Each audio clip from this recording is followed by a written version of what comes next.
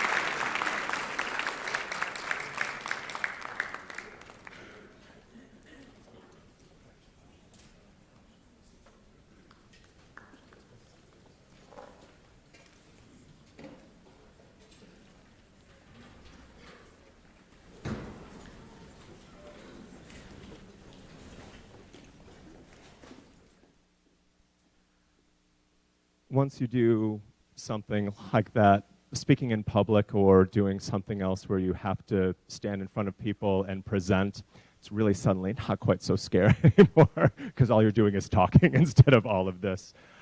If I can invite all of you, please come on in. There are seats in the back right here and back left, as well as plenty of seats up front.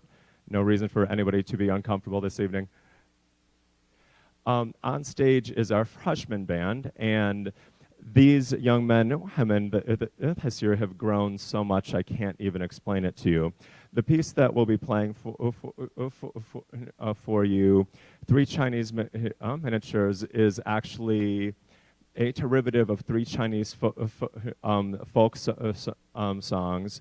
And the great thing about this piece is that when you're in 7th and 8th grade, a lot of the music that you play, the low brass section and the low reeds, you get a whole bunch of whole notes and half notes and quarter notes and this and that, where now suddenly there's parts where the tubas are featured, trombones, euphoniums, bassoons, the bari saxes actually have real parts. Robert is a truly excellent composer, both from an artistic perspective as well as an educational one. The first movement alone will go through 4 different key signatures and 3 different signatures of time and tempo, just in the first movement alone. And our goal is that the first movement is very, very artistic.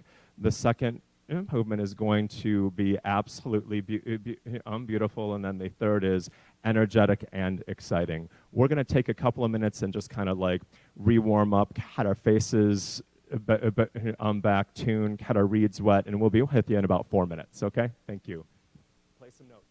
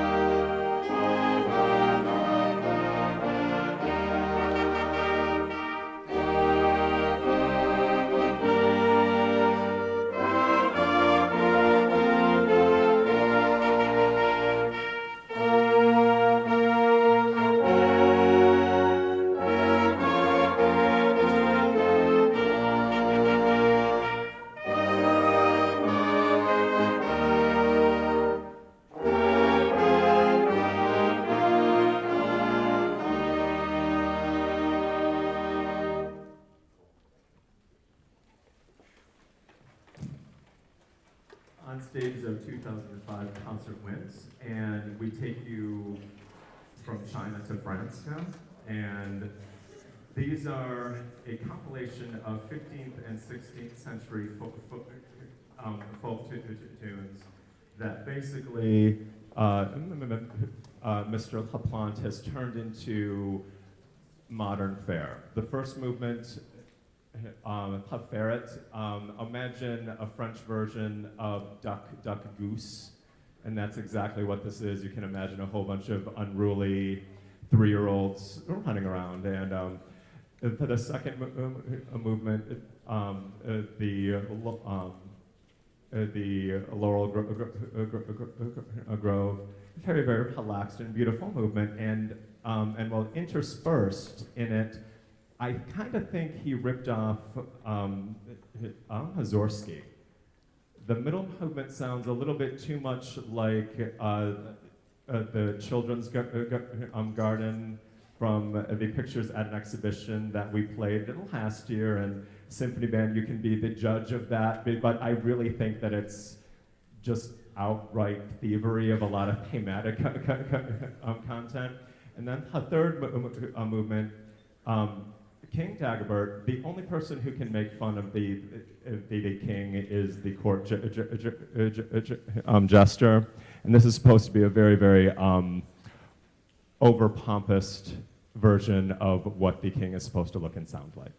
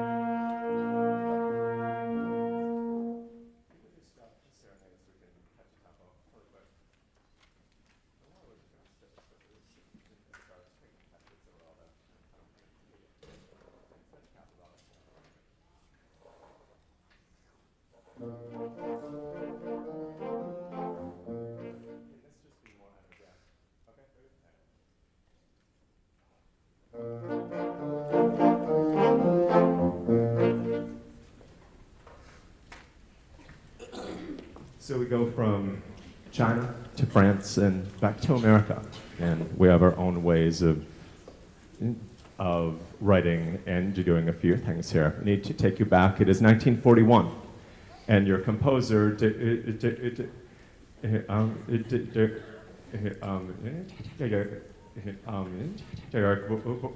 Bourgeois is getting married.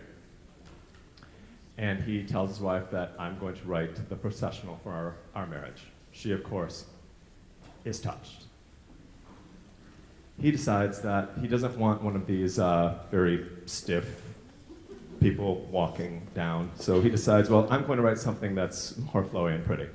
And I'm not going to put it in 4/4, I'm not going to put it in 3/4, I'm not going to put it in 2/4, I'm going to put it in 11/8 and 13/8 to make sure nobody can find a tempo. I'm sure he didn't tell his wife that, and I'm certain she probably missed the entire processional of the people playing Tripsy McStumble up the aisleway to get up to the front. But this is the Bourgeois Serenade. I had forgotten about this piece for a very, very long time, and last year when the symphony band went up to the University of Michigan to do the clinic in February, there was an ensemble that was actually rehearsing this piece up there. So our goal is to make sure that we play everything exactly right so you have no idea where we are.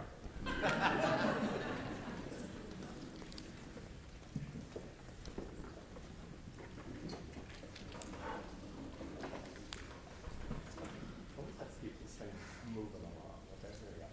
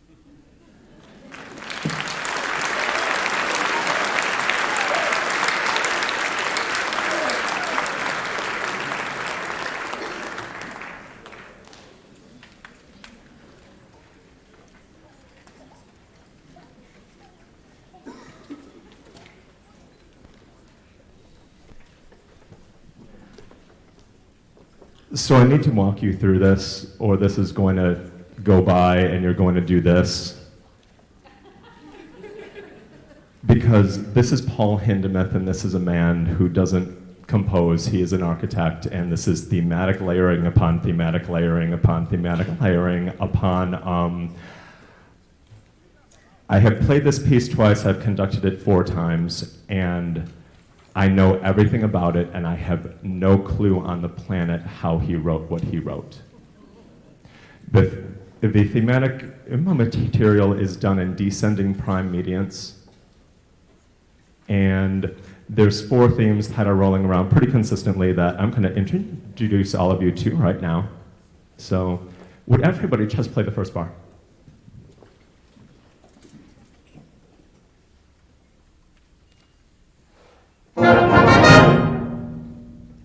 That's our first thing. This will come back over and over and over again. It will actually interrupt itself. There will be people who are playing it, and before they finish, other people come in. The whole technique is called stretto. It means to interrupt. Then he goes on and creates this other thing that's very, very lyrical. And Melanie, can I have you pick up where that lyrical thing happens? Like, yeah, that would be great.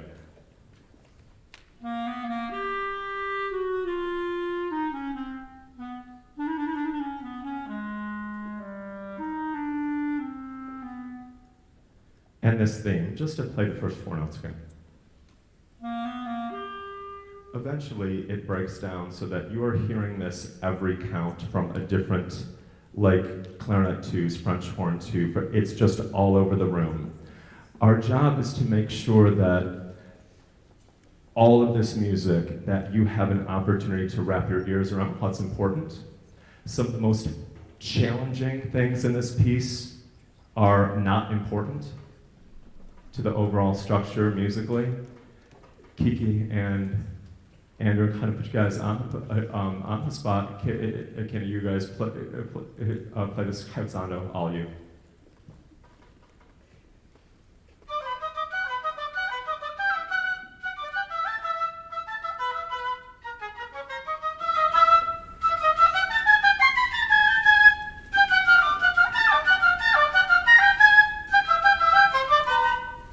So all of this just isn't important. And they're being asked to run all of these notes at piano so the right things can be heard. The ending of the piece, Paul is turning you through every key signature that is possible. And the woodwinds are going to be playing their cadence points in B major. And the brasses in the back are going to be playing their cadence points in B flat major at the same time. And in the middle of this is a 3/4 bar, because this is in cut time. There's a 3/4 bar that then puts everything right so it ends on B flat concert. And you have to understand how much math is involved to get all these things to happen at the same time. So our job, we can play all of the notes. Everybody here can play every note on this page perfectly. And this piece might not come off for the reason of we have to shade everything so you understand what's going on. That is the risk of this piece. I have heard the United States Marine Band play this, and every note was absolutely perfect, and I left there feeling very flat. Not flat as in pitch, but flat as in emotionally, because it just wasn't human. And everything you've heard today, there's been aesthetic effects that have been emotional, there's been aesthetic effects that have been just beautiful. This is an intellectual piece, and I need you to kind of lean forward, and hopefully when you go home tonight, you're going to look up Paul Hindemith, and he's written a concerto for every instrument. He's written the symphonic metamorphosis for orchestra and wind ensemble. I hope that you'll take a look at this American gem. And this piece was written 1 year after the serenade.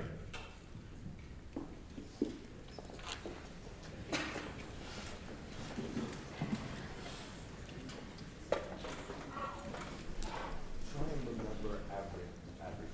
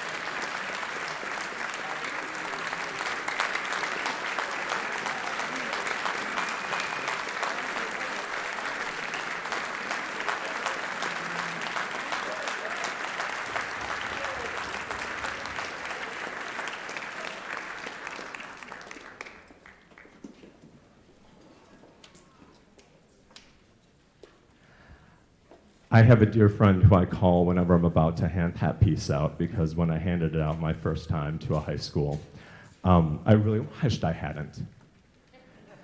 And I mean that in the most loving and affectionate way. I don't think that you can ever really complete this piece, even as an adult.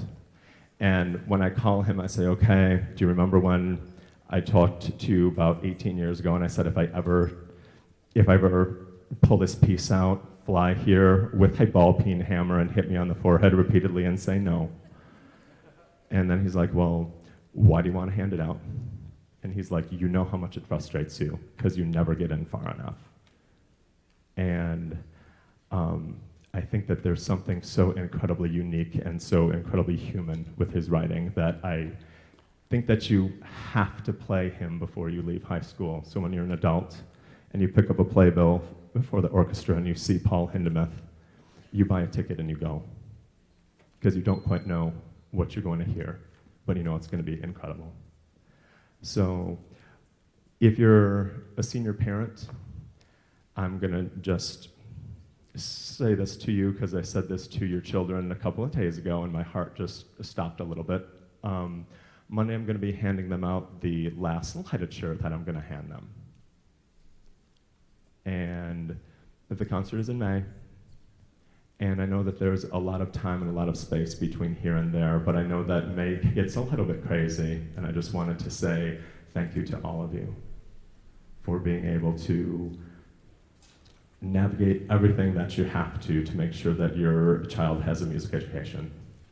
It's inconvenient and it's expensive, and it's one thing that I can't imagine walking out of high school without, because I don't think that there's anything quite like this that teaches you about yourself and teaches you about the world. So thank you so much for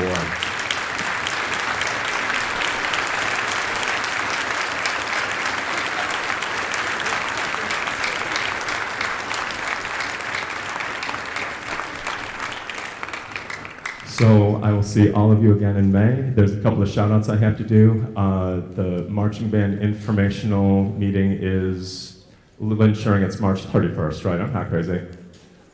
Thank you. March 31st at 7 o'clock. The marching band will be performing the Firebird Suite by Stravinsky this year. So a little bit of a change, repertoire for us. If you don't know it, go look it up. Trust me, you'll like it. And everybody, thank you for being here. Please pass the word about Haban to go vote. We just need a lot of bodies out voting, and please express your opinion how you see fit. Thank you. Have a wonderful evening.